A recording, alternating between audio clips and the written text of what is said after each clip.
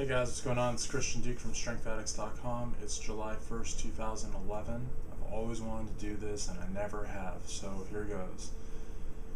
This is my 2011 Mr. Olympia Top 5 prediction.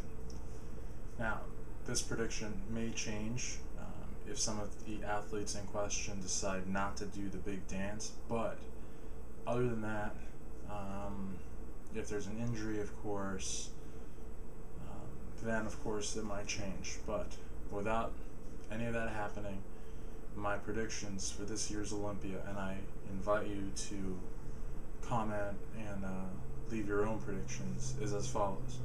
In first place, I have Jay Cutler. Now, I don't think Jay Cutler necessarily has the best physique. I really like his 01, 06, and 09 package. I think those 3 years he won the Olympia soundly. Of course, you all know in 2001 Ronnie Coleman was given the standout, but I think in those 3 years Jay was just ridiculous. In 2008, I think it went either way. I think 2008 was the first Olympia without Ronnie Coleman, so they wanted to have some hype for 2009. And so I think also 2008 was the year that Victor Martinez was out of commission, so they didn't have the big matchup from 07. They didn't have Coleman. Phil Heath was not necessarily being groomed as a top 3 contender or top 2 contender or whatever. They didn't market him as being the next big champion. So I just really think that 2008 was just kind of like they needed something. They needed to have some kind of hype. And of course they picked Dexter Jackson. Like I said, I think it could have gone either way. Jay was off and Dexter was full, but he didn't have that definition that we all know the Blade to have. Again, I don't know that it's possible to have the level of definition that he's known for, given the criteria of the Olympia. He basically had to get bigger, and when you get bigger, you lose the line. So, I don't know that Dexter needs to do that again. I think if he just got ripped, he would be top 6 material, but that's neither here nor there. This is the top 5 predictions, not the top 6. I think Jay got his ass kicked in 2007, with all due respect, and I think, the victory was given to him. But, because he is the reigning champ, he's going to get a certain level of leniency from the judges, and we've seen it before with, Lee Haney, and when he was holding off Dorian. We saw it when Dorian was holding off Nasser. We saw it when Coleman was holding off Cutler. And we've seen it more than once with Cutler, which is why I think it's a little dicey with him. We've seen the judges give him the victory against Victor. We've seen him get a victory over Heath, because last year's Olympia, I had read that he literally collapsed. Jay Cutler collapsed after the show and was trailing in the prejudging, and the judges still gave him the victory, when we all know the prejudging is really where the champion is decided. So again, I just think that Jay Cutler is going to just hold the title no matter what. A lot of people on the RX Muscle boards, which is where I live, rxmuscle.com forums, have said that, made the very good point that Jay is sponsored by Chic, he's sponsored by Muscle Tech, he's sponsored by MD, he's sponsored by an egg white company, a knockoff Smith machine company, he's sponsored by just everything. He owns a piece of Max Muscle Venice. The guy is not by any means lacking in the sponsorship department.